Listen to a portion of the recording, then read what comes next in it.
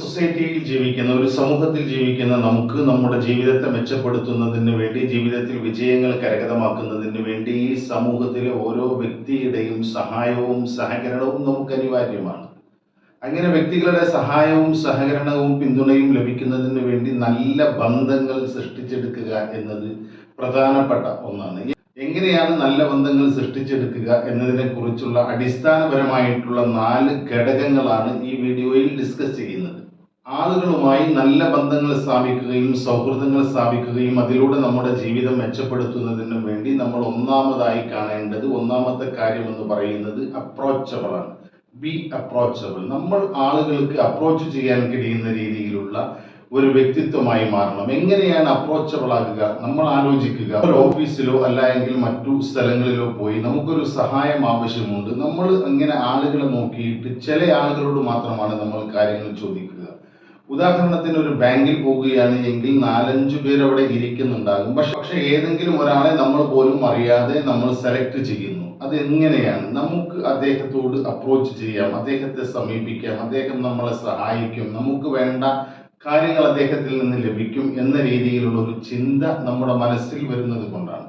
Approachable ആകുന്നതിന് വേണ്ടി അടിസ്ഥാനപരമായിട്ട് നമ്മൾ ശ്രദ്ധിക്കേണ്ടത് നല്ല ഒരു ബോഡി ലാംഗ്വേജ്. ആളുകളെ സ്വീകരിക്കാൻ തയ്യാറാണ്, ആളുകളുമായി സംവദിക്കാൻ തയ്യാറാണ്, സൗഹൃദം പങ്കുവെക്കാൻ തയ്യാറാണ് എന്ന രീതിയിലുള്ള പ്ലസന്റ് ആയിട്ടുള്ള, നല്ല പുഞ്ചിരിച്ചു കൊണ്ടുള്ള, സാധാരണ സമയങ്ങളിൽ നല്ല പുഞ്ചിരിച്ചു കൊണ്ടുള്ള ഒരു മുഖവുമായിട്ട് നിൽക്കുക എന്നതാണ്.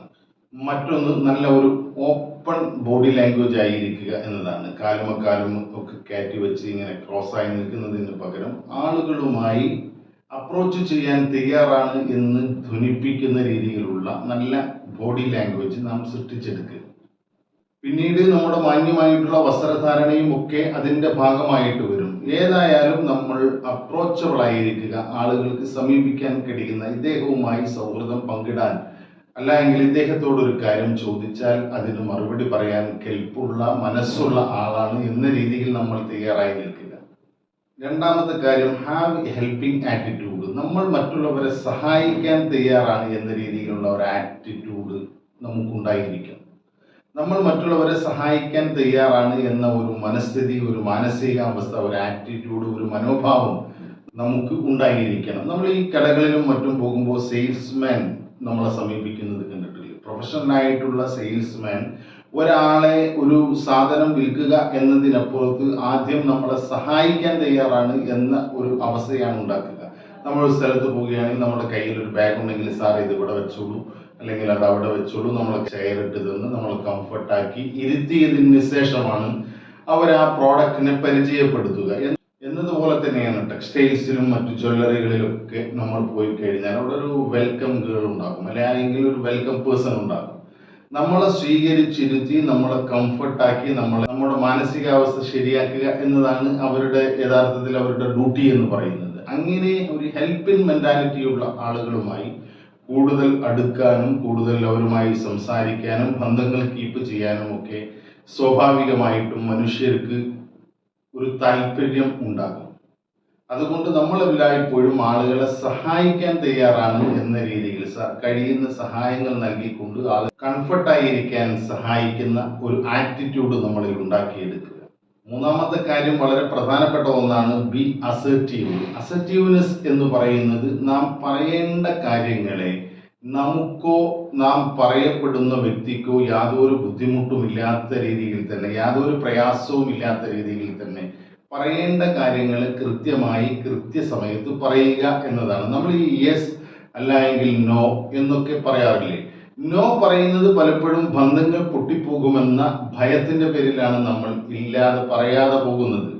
എന്നാൽ യഥാർത്ഥത്തിൽ മാന്യമായ രീതിയിൽ ആരെങ്കിലും നമ്മളോടൊരു സഹായം ചോദിക്കുകയും ആ സഹായം നമുക്ക് ചെയ്യാൻ പറ്റാത്ത ഒന്നാണ്, അല്ല എങ്കിൽ നമ്മളെ കൊണ്ട് സാധ്യമല്ലാത്ത ഒന്നാണ് എന്ന് നമുക്ക് ബോധ്യമുണ്ട് എങ്കിൽ വളരെ മാന്യമായി കൊണ്ട് തന്നെ അദ്ദേഹത്തെ ആ കാര്യം ബോധിപ്പിച്ചുകൊണ്ട് തന്നെ നോ പറയാൻ നാം പഠിക്കുക. അതായത് അസർട്ടീവ്നെസ് എന്നാൽ പറയേണ്ട കാര്യങ്ങളെ പറയേണ്ട സമയത്ത് ഇരു കൂട്ടർക്കും യാതൊരു പ്രയാസവുമില്ലാതെ പറയാൻ പഠിക്കുക എന്നതാണ്. അസർട്ടീവ്നെസ്സിനെ കുറിച്ച് വളരെ വിശദമായി പറയേണ്ട ഒന്നാണ്. അത് മറ്റൊരു വീഡിയോയിൽ നമുക്ക് വിശദമായിട്ട് പറയാം. നാലാമത്തെ കാര്യം, ബി ഇന്റഗ്രേറ്റീവ്. ഒരു വിശ്വസ്തത ഉള്ള വ്യക്തിത്വമായിരിക്കണം നമ്മൾ. അതായത് നമുക്കറിയില്ലേ, പല ആളുകളോടും പല കാര്യങ്ങളും പറഞ്ഞാൽ ചെയ്യാമെന്ന് നിൽക്കുകയും ആ സമയം വരുമ്പോൾ അത് ചെയ്യാതിരിക്കുകയും, അങ്ങനെ നമ്മുടെ നാട്ടിലൊക്കെ പറയാറുണ്ട് ഒരു അയലിലിട്ട രീതിയിൽ എന്ന്. അങ്ങനെ ചെയ്യാതെ നമുക്ക് ചെയ്യാൻ പറ്റുന്ന കാര്യങ്ങൾ നമ്മൾ ഏറ്റിട്ടുണ്ട് എങ്കിൽ, നമ്മളൊരു കാര്യം പറഞ്ഞിട്ടുണ്ട് എങ്കിൽ അത് കൃത്യമായി ചെയ്യുക. വാക്കും പ്രവൃത്തിയും ചിന്തയും ഒന്നായി മാറുന്ന ഒരവസ്ഥയാണ് ഈ ഇന്റഗ്രേറ്റീവ് പേഴ്സണാലിറ്റി എന്ന് പറയുന്നത്.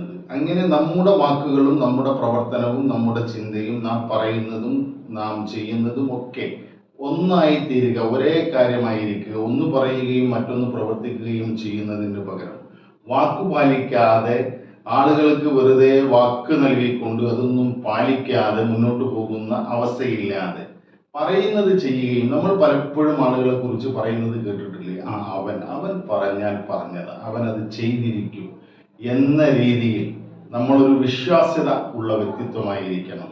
ഇങ്ങനെ ഈ 4 കാര്യങ്ങൾ ബി അപ്രോച്ചബിൾ, ആളുകൾക്ക് സമീപിക്കാൻ കഴിയുന്ന ഒരു മാനസികാവസ്ഥ സൃഷ്ടിക്കുന്ന രീതിയിലുള്ള നല്ല ബോഡി ലാംഗ്വേജും പുഞ്ചിരിച്ചുകൊണ്ടും ഒക്കെ നമ്മൾ നിൽക്കുക എന്നതാണ്. 2, ഹാവ് എ ഹെൽപ്പിംഗ് മെന്റാലിറ്റി, നല്ല ആളുകളെ സഹായിക്കാൻ തയ്യാറാണ് എന്ന ഒരു മാനസികാവസ്ഥ. ആളുകളെ ഏതെങ്കിലും കാര്യത്തിൽ സഹായിക്കാൻ കഴിയുമെങ്കിൽ ആ കാര്യത്തിലൊക്കെ ആളുകളെ സഹായിച്ചുകൊണ്ട് നല്ല ഒരു ഹെൽപ്പിംഗ് ആറ്റിറ്റ്യൂഡ് നാം സൃഷ്ടിച്ചെടുക്കുക. 3ാമത്തെ കാര്യം, ബി അസർട്ടീവ്, നമ്മൾ ആളുകളോട് പറയേണ്ട കാര്യങ്ങളെ പറയേണ്ട സമയത്ത് ഇരു കൂട്ടർക്കും യാതൊരു ബുദ്ധിമുട്ടുമില്ലാതെ പറയാൻ പഠിക്കുക. 4ാമത്തെ കാര്യം, ഇന്റഗ്രേറ്റീവ് ആയിരിക്കുക, പറയുന്നതും ചെയ്യുന്നതും ഒരേ കാര്യമായിരിക്കുക, ഒരു വിശ്വാസ്യത ഉണ്ടാക്കിയെടുക്കുക, പറഞ്ഞാൽ അത് ചെയ്യുമെന്ന രീതിയിലുള്ള ഒരു ക്രെഡിബിലിറ്റി നാം സ്വയം സൃഷ്ടിച്ചെടുക്കുക. ഇങ്ങനെ ഈ 4 കാര്യങ്ങൾ നമ്മുടെ ജീവിതത്തിൽ പകർത്തിയാൽ അടിസ്ഥാനപരമായിട്ട് നല്ല ബന്ധങ്ങളെ സൃഷ്ടിക്കാനുള്ള 4 ഘടകങ്ങളാണിത്. ഈ ഘടകങ്ങൾ നമ്മുടെ ജീവിതത്തിൽ പകർത്തിക്കൊണ്ട് സാമൂഹ്യ ജീവിയായ നമ്മൾ ആളുകളുമായി കൂടുതൽ ശക്തമായിട്ടുള്ള ബന്ധങ്ങൾ സ്ഥാപിച്ചുകൊണ്ട് നമ്മുടെ ജീവിതം ശക്തമാകട്ടെ, വിജയം വരിക്കട്ടെ, നല്ല ജീവിതത്തിൽ നല്ല മാറ്റങ്ങൾ ഉണ്ടാകട്ടെ, നല്ല ഒരു വ്യക്തിത്വവും ആളുകളുമായി സൗഹൃദം കാത്തു സൂക്ഷിക്കുന്ന ആളുമായി മാറട്ടെ എന്ന് ആത്മാർത്ഥമായി ആഗ്രഹിച്ചുകൊണ്ട് മറ്റൊരു പോസിറ്റീവായ വീഡിയോയുമായി വീണ്ടും കാണുന്നതുവരെ നന്ദി, നമസ്കാരം.